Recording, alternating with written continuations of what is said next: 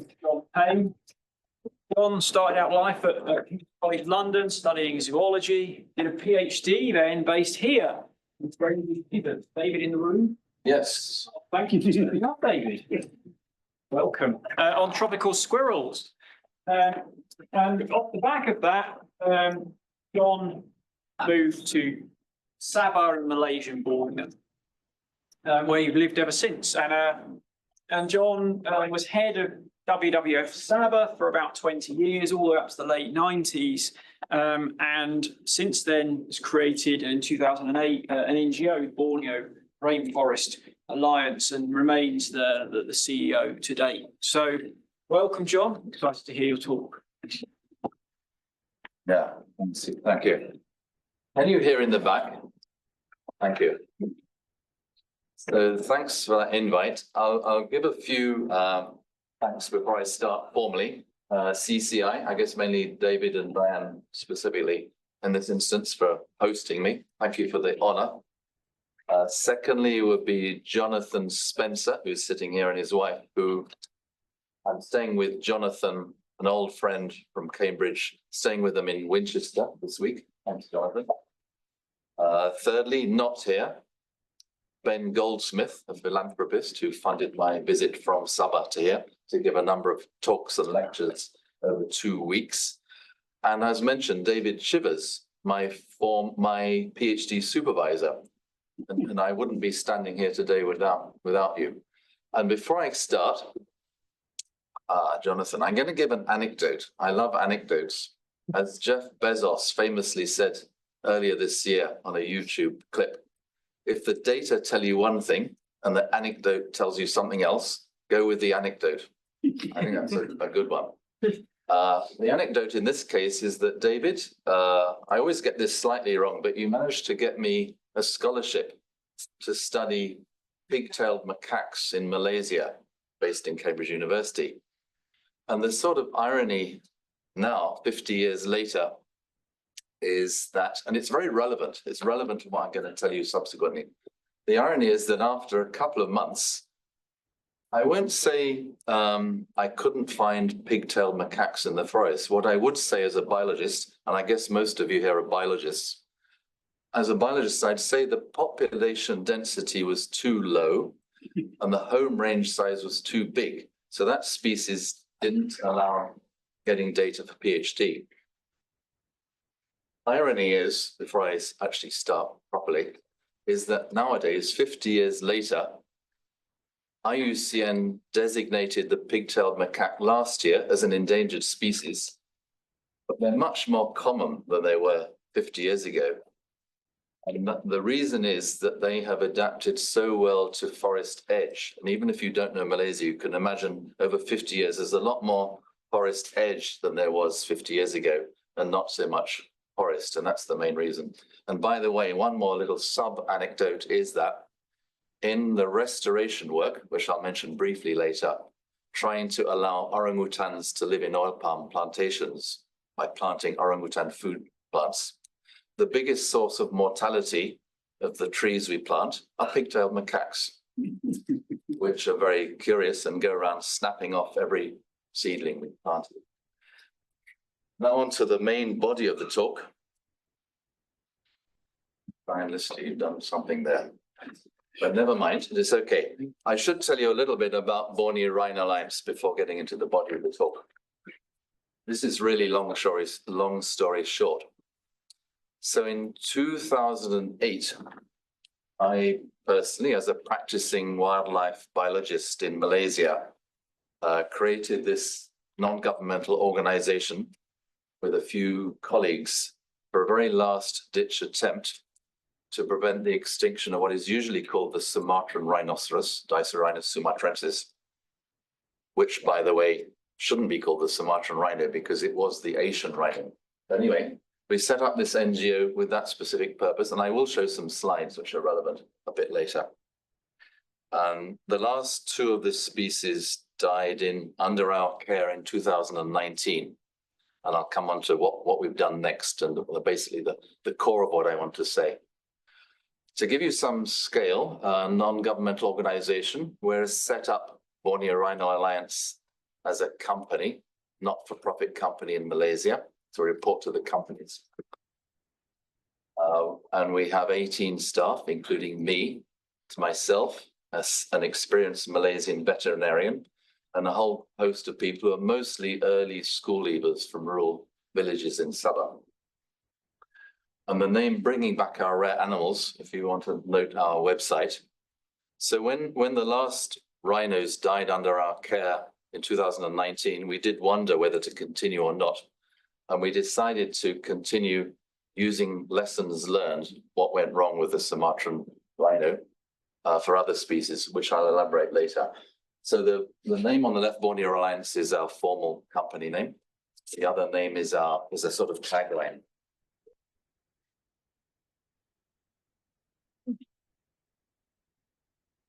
Need some assistance, thank you.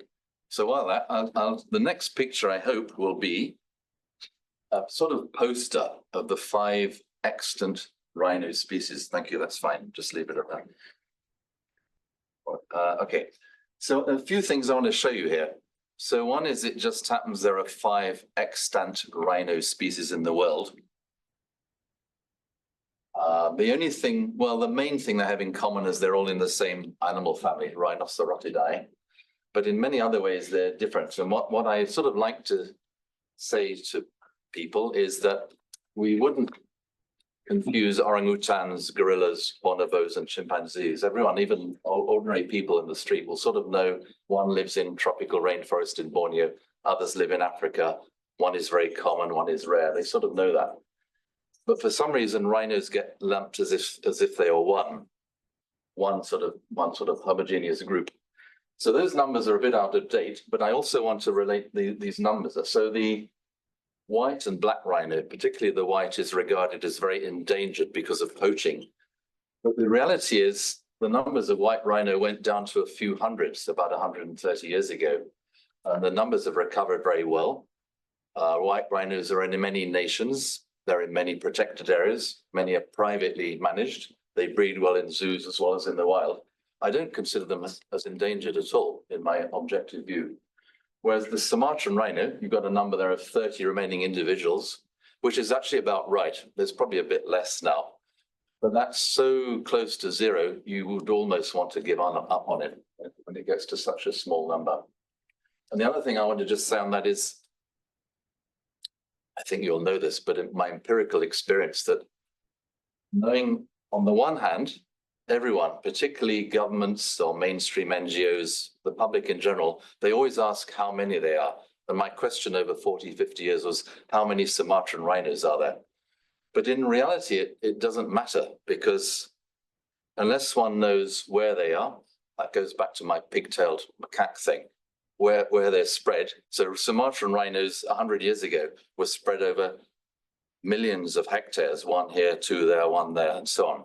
So the spread population density is important. Demography would be important. So for example, in the last rhinos that were captured in Sabah, 8 were mature males, 1 was an old female, 1 was a young female. So you can see straight away the demography makes it impossible. So population density, demography, and crucially, rate of reproduction, fertility and rate of reproduction are really important.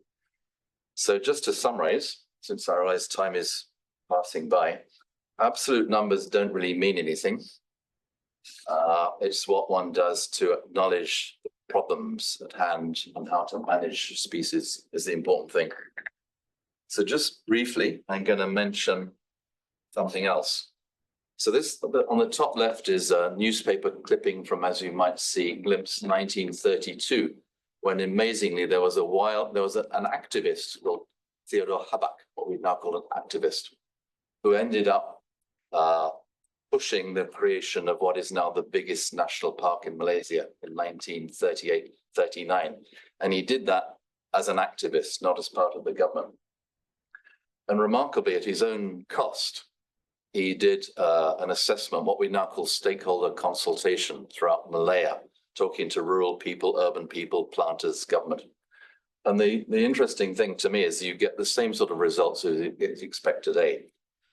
Planters, estate managers want to get rid of wildlife. Some rural people are very keen on conservation. Some also want to get rid of wildlife. Government bureaucracy doesn't say very much, but basically thinks wildlife is not important. Does this work?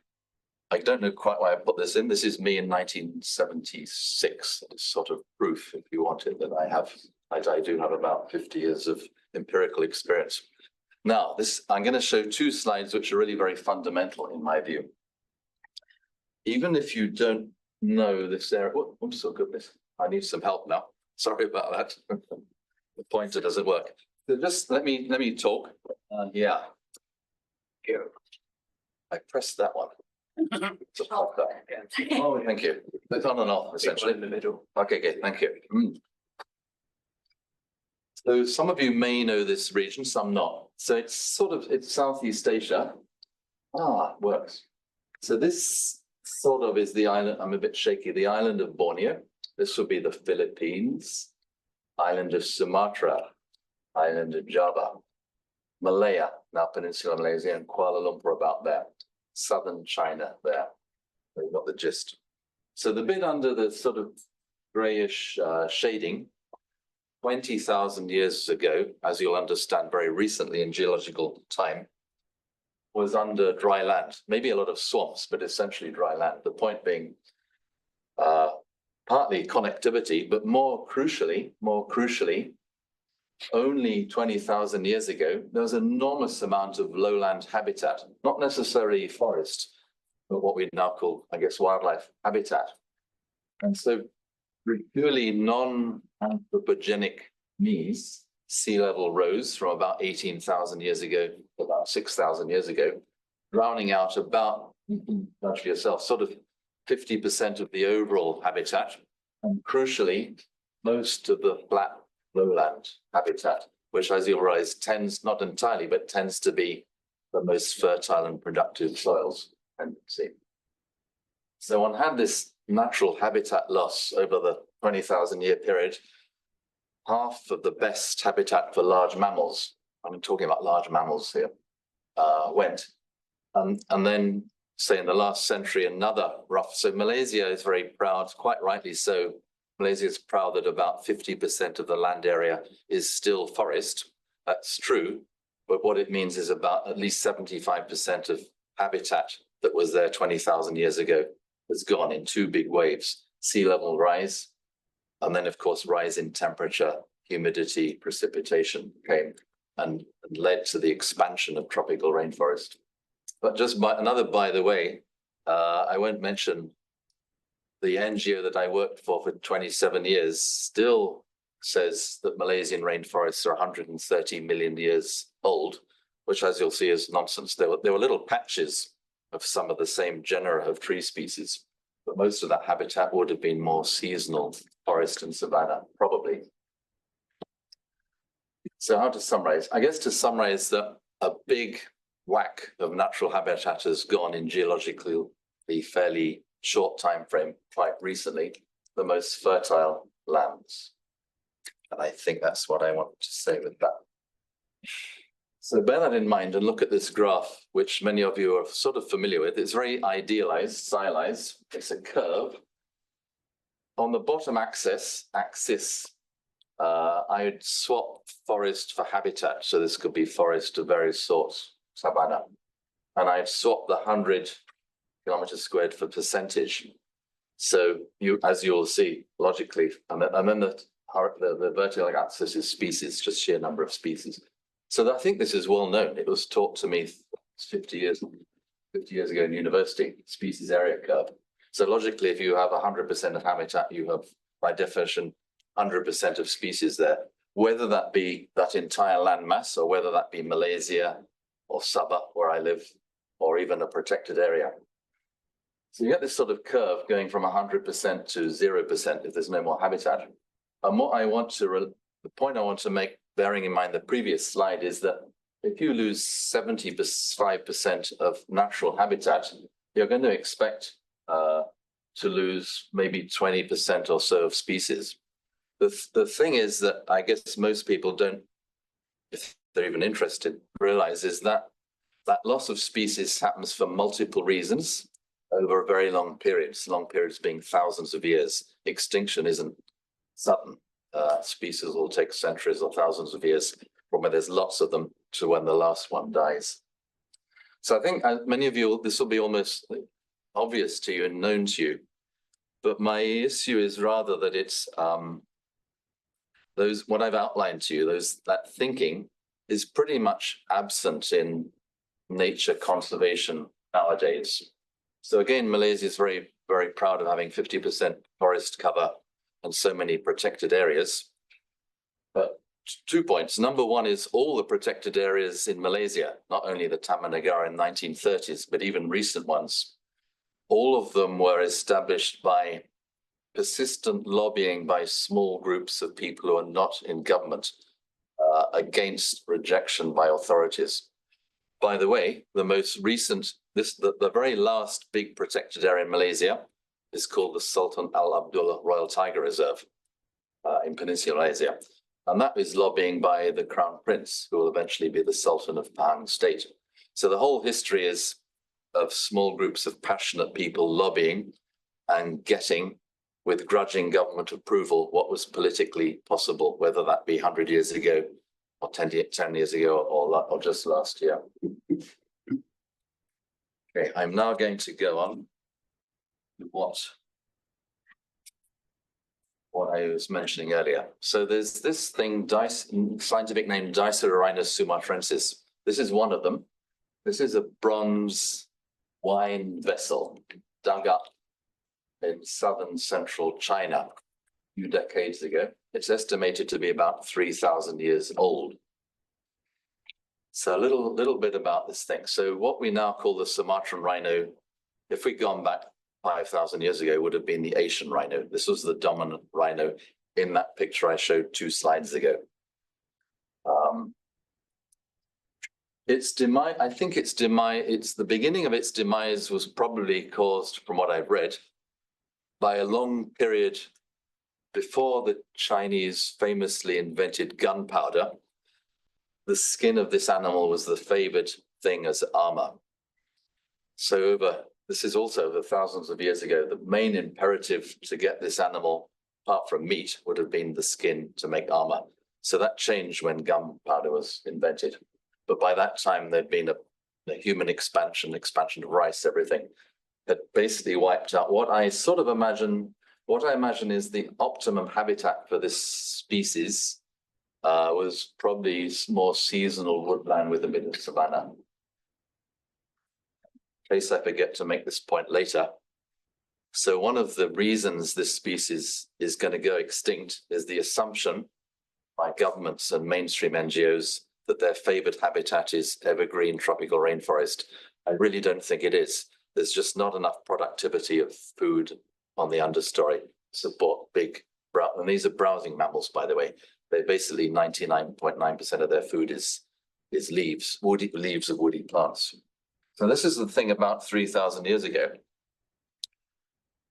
Another intriguing thing, which is still part of it's not a random observation, it's part of my thesis. So this animal, so it's the same species, was captured in Bangladesh in about 1867. And eventually some clever person managed to sell it to London Zoo in 1872. So it's a female, her name was Begum. She was transported to London Zoo. In modern currency, it would be about £130,000. So someone made some good money out of that.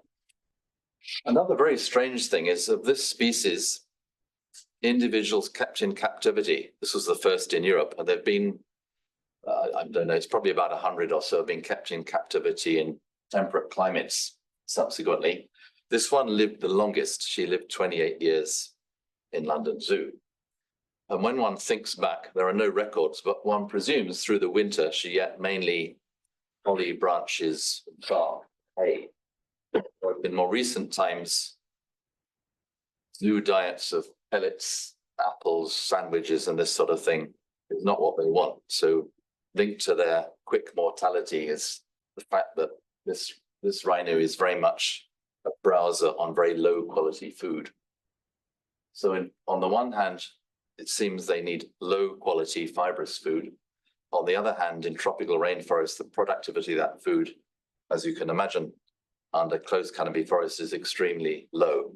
So straight away, I hope as biologists, you can see there's a sort of mismatch. It doesn't look quite right that they should be confined to tropical rainforest. This is the same species.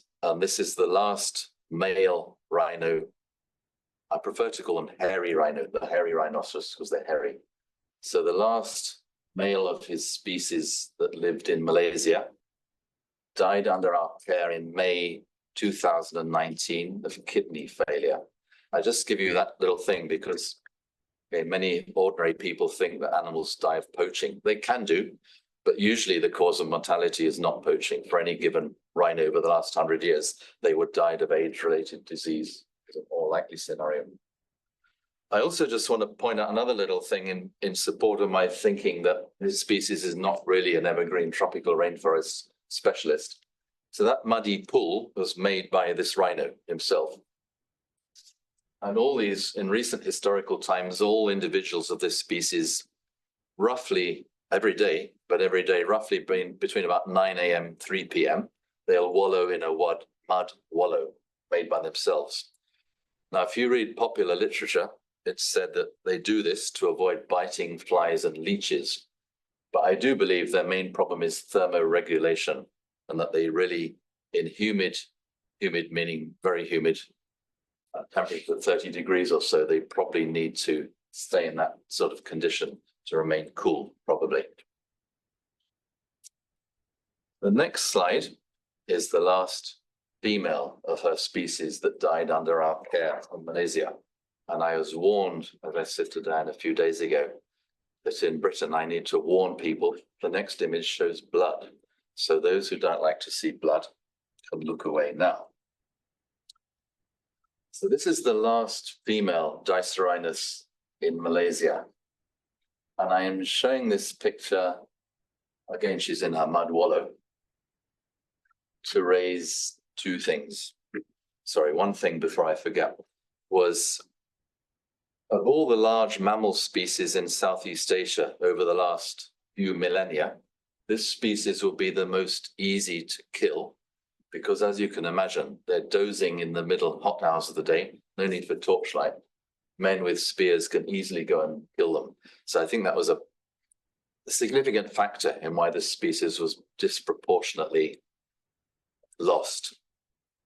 And I do believe, as a sort of another add-on anecdote, I believe the idea of rhino horn as medicinal value is much more recent. The literature suggests 1,000 to 2,000 years ago.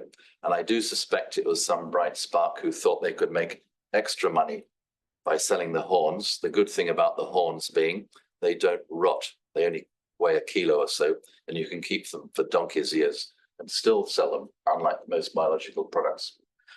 But the main thing I want to mention with this picture is this. Long story short, it turns out that over the last 50 years or so, about 46 individuals of this species were captured under programs, which I don't have time to tell you.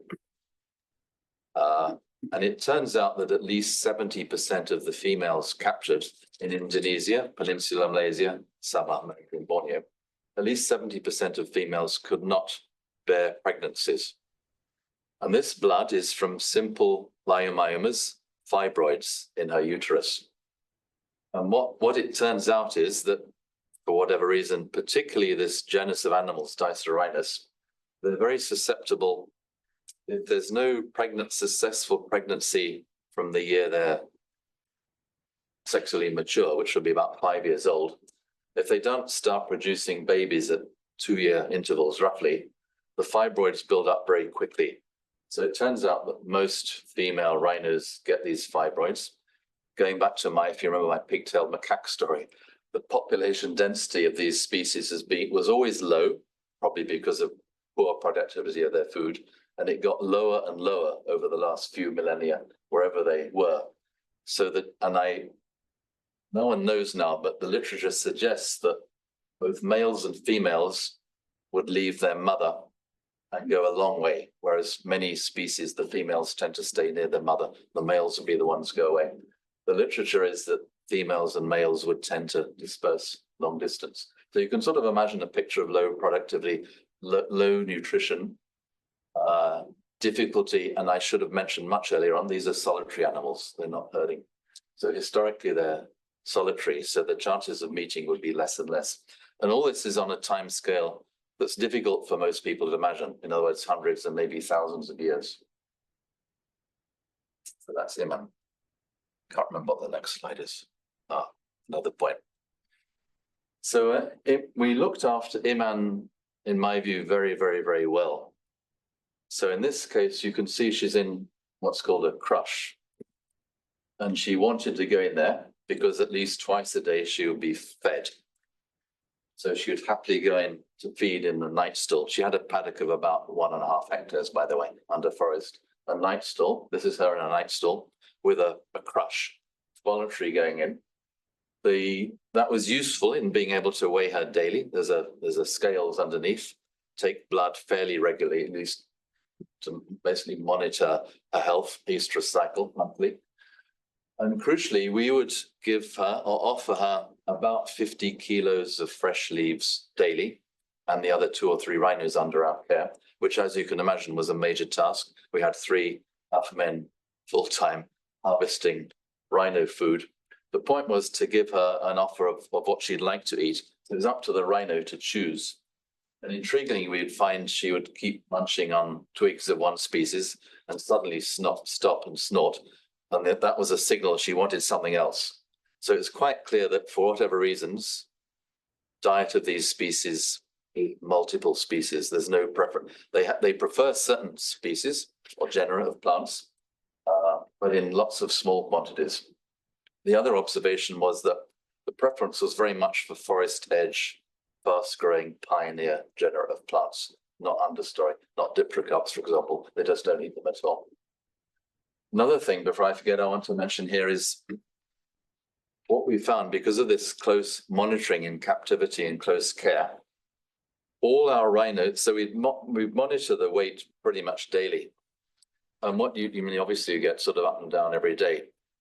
Over months, the weight as a measure of body condition will go down unless we give them 300 grams of horse pellets every day, which some people regard as a sort of interesting anecdote. To me, it's almost the most useful evidence of all that they're really struggling to get enough nutrition in their diet in the wild, in rainforest. The need to have extra supplements, which basically, usually it's protein, minerals, calcium, phosphorus, sodium, trace elements, those sort of things seem to be missing from the natural diet. So gratuitously, sorry, Diane, are you keeping time? It's halfway roughly. Okay, sorry. Okay, you're fine for another Half an hour-ish maximum, 20 minutes. 15 minutes probably to allow time for questions. 15, 20 minutes, yeah, allow time for questions. This is actually not part of the story, but we've had so many headaches over the years. The big headache was, should rhinos be captured for captive breeding? Many people, including the IUCN Asian Rhino Specialist Group, said no for many years. But we did catch them because our view was that only by putting animals together under one program, then we could boost the birth rate. As you'll understand, the birth rate being a crucial limiting factor for survival of this species. So I'm going to speed up a bit. So if anyone wants to ask later, they can do. So the way, and this was all very much pre-planned. There's no ad hocness at all, expensive long-term planning. So because we are not allowed to bring tracked vehicles into protected areas to get them out, we had to use helicopters. And by luck at that time, no longer the case, there were logging companies in Borneo using these Ericsson air cranes from Washington, USA, to bring up very heavy loads from remote areas. We were lucky, expensive though it was, to bring up 2 rhinos in the end, 2 rhinos by helicopter. I'm going to press on.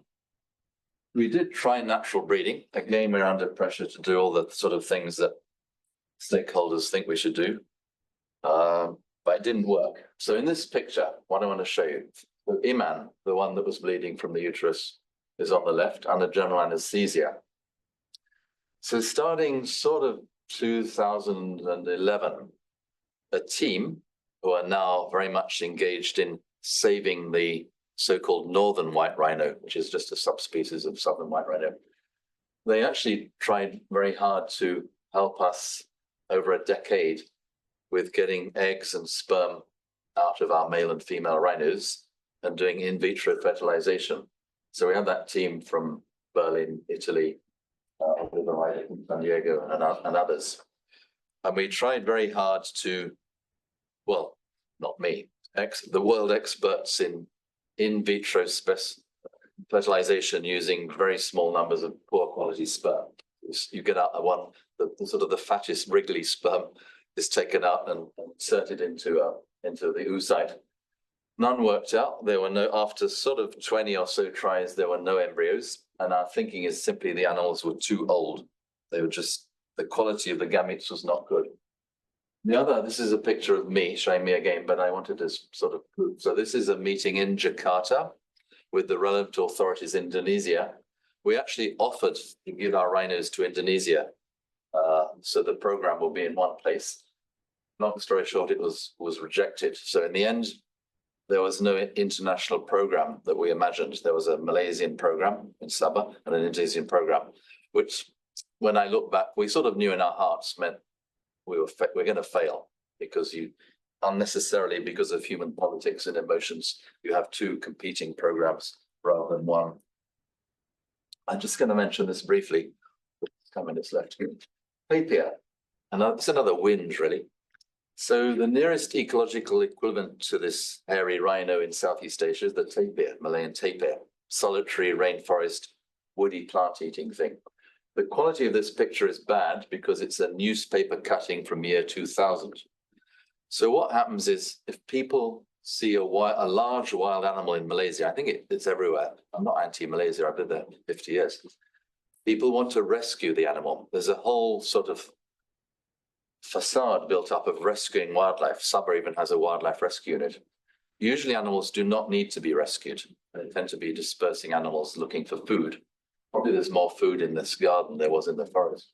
So they're rescued and put in cages where they tend not to breed. The point I want to make here is that the concept of rewilding, which I'm attracted to, seems to be attractive in Europe and maybe North America, but isn't in Malaysia. So when we propose to use our facilities for rhinos, our expertise and our full-time vet free of charge to bring Malayan tapirs into Sabah, we were rejected by government and very annoyingly by NGOs who didn't think we should reintroduce Malayan animals into Borneo. So it's a bit of a whinge. Okay, in the limited time, I'm going to tell you two of the 8 programs, 7, that we're working on in BORA now, hence the bringing back our rare animals. So one of the things that our veterinarian Dr. Zainal did from 2011 was because we were spending so much time and effort on 3 men full-time collecting leaves, and because there's always someone in the room who objects. So one objection was you can't collect rhino food in oil palm plantations because it may have herbicide on it. Actually, it was nonsense, but so we set up what we call a rhino food garden. So all the trees in the background, you can see they're quite young, they're a few years old. So the empirically preferred rhino foods, we plant them in a sort of arboretum. So when the rhinos died in 2019, we rebranded that as the Ficus Germplasm Center, which is just a name. Ficus, because that genus is sort of 95% of the plant species of Ficus.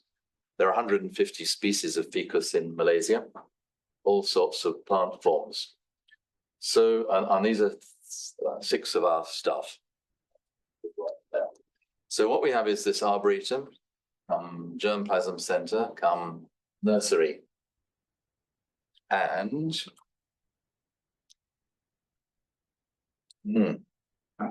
have a quick glance at this. So every few years, there's a big, totally useless fight between government of Malaysia and Indonesia and predominantly white people in Europe, oil palm versus orangutans. It's basically nonsense. It's just emotional nonsense because the oil palm is there. You can't do anything about it, right? But what is the other important thing is this.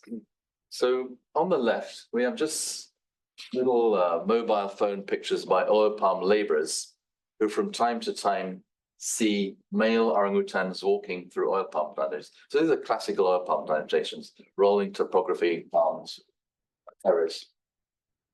The traditional view is to go and rescue these animals, which in my view is entirely wrong. It's best to euthanize them. If you want to get rid of them, kill them, because what they're doing is moving between forest patches, many of which are so-called high conservation value areas in oil palm estates, or they might be riparian zones or swamps, or they might be small forest reserves reserved by government. So the females refuge in forest patches. A female seems to need about 20 hectares or so to get enough food through the year. So there's a very low density population of orangutans surviving in the mixed oil palm forest landscape. In the Sabah context, that means land cover about 90% oil palm, 1% human settlement, 9% forest, that sort of ratio. So what you get is a population density of about one orangutan every 7 or 8 square kilometers on average. And then after 40 years, they're living quite happily and surviving. So our program, as you might have guessed, is to push away the idea of rescuing these animals and plant orangutan food plants. So this is part of our germplasm center. So this is hardening seedlings of one species, Ficus racemosa, which we have been planting out for 6 years or so now in oil palm estates owned by 8 major growers. The idea being to boost the amount of orangutan food supply through the oil palm estates. It's to me a tragedy that hasn't really taken off. None of those companies see the bigger picture or regard this as a pioneering project. The government sees it as just NGOs wasting time and money. So we're still persisting in this idea. So just pictures of what we do. So we go to a place, oil palm plantation edge, covered in weeds, plant a mix of ficus in one place. This is a riparian zone. There's a riparian behind it. And these trees are about 5 or 6 ficus species, about 2.5 years old.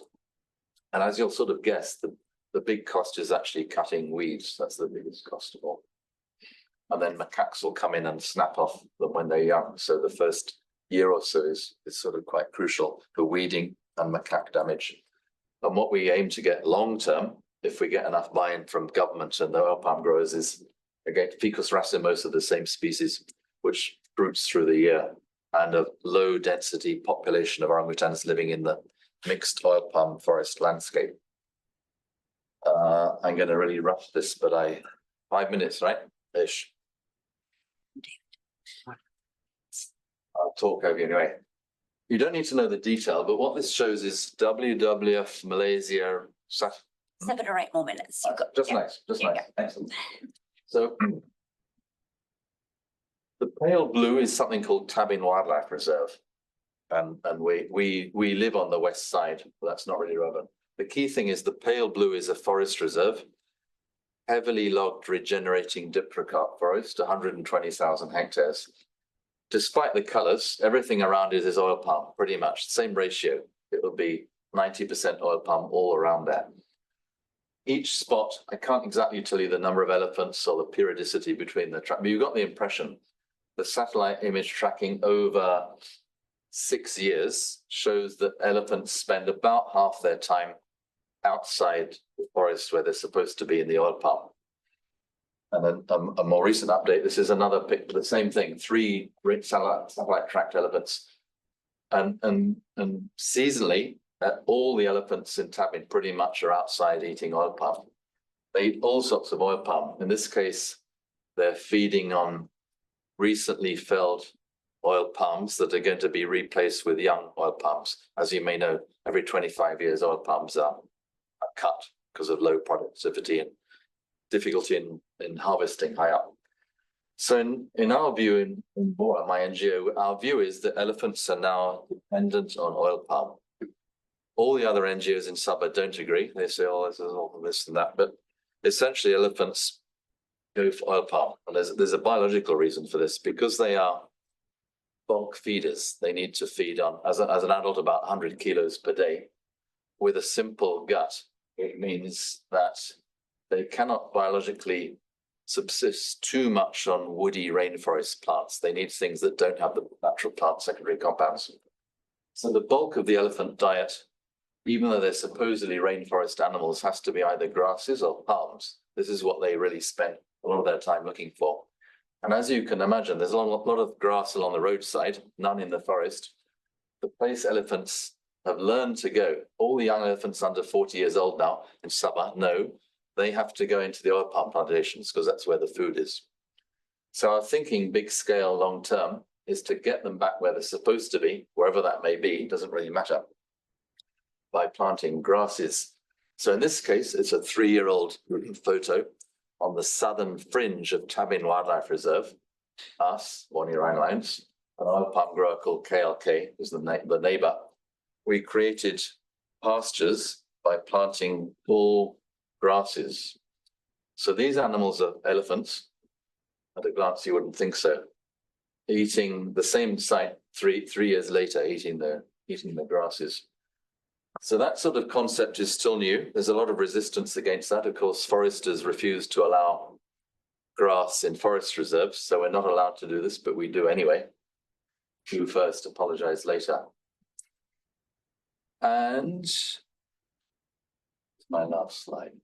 Oh, one more thing. Geez, I'm tying together my last 2 slides. So in this tree stump, the same area, same people, what we put, and we put this in all our wildlife restoration areas. This applies to tigers in West Malaysia and wild cattle in Sabah. We do believe that a limiting factor for large herbivores are elements, and we think sodium, calcium, and phosphorus will be the main ones, trace elements as well. So we put simple, cheap blocks, 10-kilogram blocks of mineral blocks, which are manufactured in Malaysia or China for large domestic livestock. So we put those out. Our big thinking is long-term, in summary now, large mammals in tropical rainforest nations, though in our case, it's only Malaysia. They need high productivity, whether they be monocot eaters or dicot, doesn't matter, or mixed. They need those high productivity. By the way, the grass produces about 80 metric tons fresh weight per hectare per year on good soils. And it grows so fast, we actually have to cut it and throw away the grass because it grows quicker than the elephants can eat it, supplemented by these mineral blocks. So it's down to 2 things. Last slide, you'll be pleased to hear. So if I have to brutally sum up what I've said and what our experience is, there are 2 big things to be done with large mammals in our situation. One is you have to live with human failings. There's always the obstacles I've alluded to. The other big thing that seems to us missing from the idea of certainly of rescue, certainly of protection, of setting aside protected areas, great that they may be, is look at the nutrition of your target species. And the idea, which underpins what we do, is boost the productivity of key food plants, taking into account that might be trace elements, boost the production per hectare per year in your target areas. I'll leave it at that. Thank you.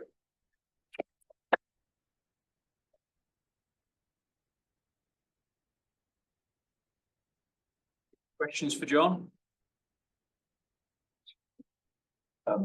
So if the hairy rhino is living in, or was living in an unsuitable habitat and was bound to become extinct anyway, why did you set up the conservation scheme for these rhinos? In a particular place or in general? Is your argument more as it was doomed anyway? Or Yeah. put it in the wrong place?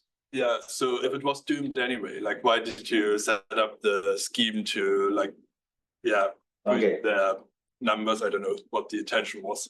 I mean, the answer is philosophical, isn't it, really? Right? Is anyone going to bother to do it?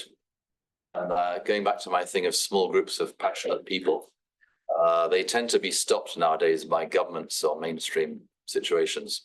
But ultimately, why to do it? I think it's up to individual groups of people. Do they want to try and prevent extinction or not? So that's sort of part A. And part B, I'm sort of thinking aloud now.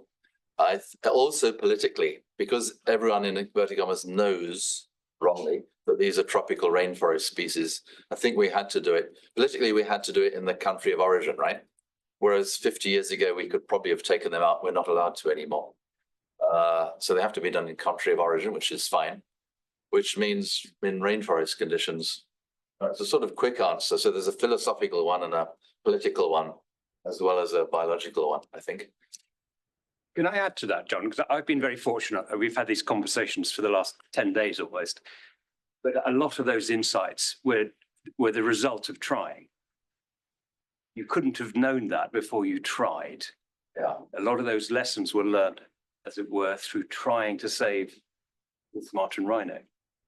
The real lessons, as I saw when I met John in April, and which gave rise to this lecture series, was the results that may look like we're failing with the Sumatran rhino, and I suspect now it's entirely up to the Indonesians to act, are actually very relevant to the Malayan tapir, to the large seladang, which is a giant cow, lots of other large mammals.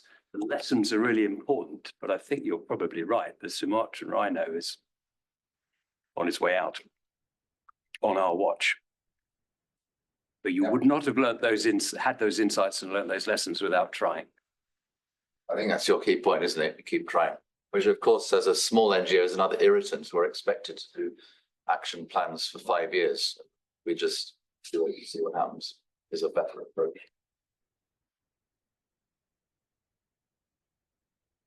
It's 2. Like, shall I go with you first, Lacey? Yeah. A very interesting presentation sharing what has happened with the Sumatran rhino. And I'm from Indonesia and we used to work in the landscape where Sumatran rhinos exist. And so I guess there would be a pushback with your ideas about having conserving the wildlife, the wild mammals, the mega mammals in the plantation habitat, because like there would be like pushback from companies, I imagine, because there would be conflicts happening if there would be loss happening because like we are as if we are encouraging them to stay within the plantations. And perhaps it's the same thing with elephants. I agree that we need to recognize if we see that the elephants and the orangutans are using that habitat, then we need to encourage them to have more nutrition, like what you've done.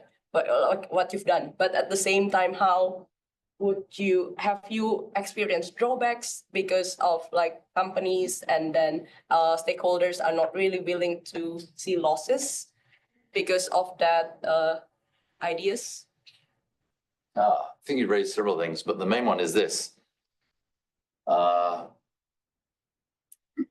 only operate in Malaysia, and it's sort of 8 of the big growers, right? Our problem is not so much with them directly. We find at a state, I'll give you a state level is quite easy. Most the sort of middle-aged men and a few women are quite interactive and supportive. There's 2 levels of problems. One is the CEOs and board of directors.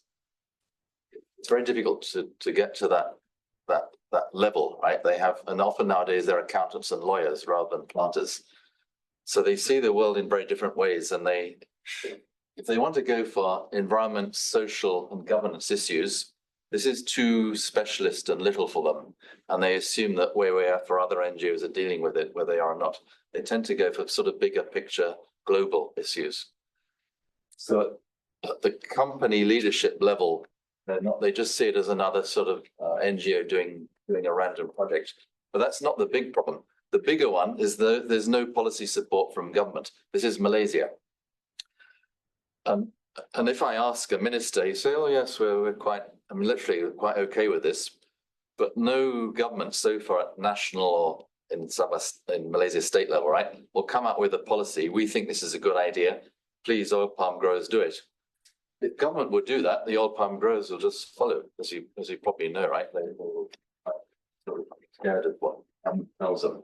So my biggest challenge is with government in Malaysia. They're the biggest obstacle. And to some extent, other NGOs. As you'll understand, this sort of treads on the toes of people who like to plant trees or to rescue animals. I find the corporations potentially much easier, but we haven't managed to get there yet. I think there was something else I was going to respond. I can't remember what it was, but that's my main response. Where were you in Sumatra, by the way, in a few seconds? With Barisan Selatan Yes. and Well, Tambas. okay, we'll talk.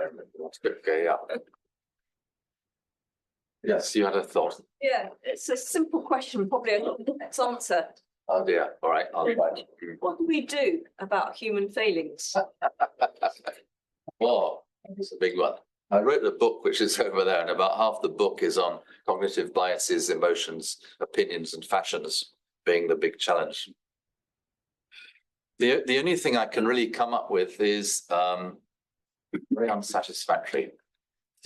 To encourage small groups of passionate people to keep bashing their head against the brick wall all the time. They'll get obstacles, and as I've indicated, government, in my view, governments are the biggest one now, not corporates. That's about it, because everything else, nothing will change, will it? Right? I mean, big institutions, and I'm going to name them, whether they be government, IUCN, or the big NGOs, they put up barriers all the time. So my summary is this: all of us in whatever we do is keep encouraging small groups of people to keep bashing their head, even though it'll take decades and you might fail. Sorry, it can't be, but you're right, it's complicated. But my overall broad brush is humans won't change. And we sort of have more than in the past 2 levels now. We have the individual and we have these big structures. I mentioned CITES, IUCN, rather naughtedly as, to me, they've been more barriers than help over the years, 50 years. Got a couple of online questions, John. The first from Yes. Charlotte Wheeler. There are lots of smallholder oil palm producers. What are their views on coexisting with large mammals, as they're less financially able to deal with any losses from animals compared to commercial producers? Yeah. Their problems would tend to be elephants, pigs, macaques, and orangutans. So elephants, in my view, what should happen is government should fund and maintain electric fencing around those communities. Everything else has been tried, right? And what it ends up is, firstly, the complaint, we don't have the money to put the electric fencing. The fencing goes up and no one maintains it. So I keep them out of the elephant range, keep elephants in forests and big oil palm plantations.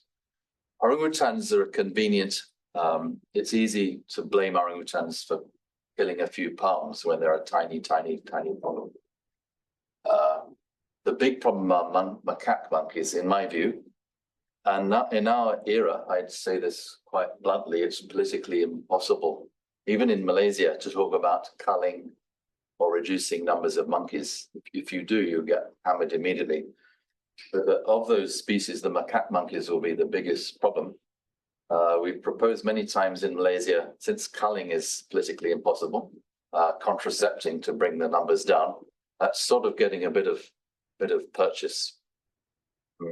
What else to say? Our pigs. Our pigs have been wiped out by African swine fever, so that's not a big problem.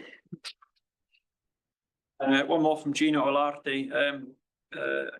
She's wondering about, have you had cases of human-wildlife conflict, of herbivores raiding the crops, and if boosting your nutritional foods was also done in landscapes dominated by plantations, has this had any effect on reducing human-wildlife conflict? It's a very weak group. I think it's too early to tell. My only comments will be that the sort of things we're trying to do are pretty early stage. Another obvious one needs to be very clear where maybe I'll focus on that. So the elephant cases now, we haven't got a single oil palm company that has agreed to set aside land to plant grass. I mentioned grass, by the way, because as you realize, it keeps growing. The elephants eat it, it keeps growing, right, unlike palms. And government hasn't allowed us in writing to plant grass in protected areas yet. But what I'm getting to is careful site selection, and same with the orangutan. The good thing about the orangutan case is that with RSPO, the Malaysian standards, one is supposed to have set aside riparian zones. But already in most estates, 1 or 2% of the land area is potentially available for putting in wildlife habitat. In summary, I'd say a bit early to tell. but needs caution in where you do this enrichment. Another final one is to be a bit cautious about the idea of wildlife corridors, which are often too expensive and politically difficult. It's probably on balance good to do whatever you have, whatever set-asides there are to enrich them wherever they are, knowing that most species, whether they be big mammals or not, most species will either not cross through the oil palm or they will anyway, whether or not there's a corridor. We'll leave it there then. Oh, there's one One more more? question. I just wanted to ask about the other species of rhinos and where they are found. Is it shown that they fare better because of their diet? Oh, my answer is I don't know enough about them. I think that's fair. Yes, I'll say that. Thanks. Quick question here. I was curious, so the Javan rhino and Sumatran rhino are ever sympatric? Yes, so historically, what we call Javan and Sumatran should have been the Asian two-horn and the Asian one-horn in English, right? And they're sympatric in the Pleistocene and early Holocene, yeah. Probably one was more a grazer, the Javan, and one was more the browser, the Sumatran. Well, just lastly, to thank you again for a fascinating talk. Thanks so much.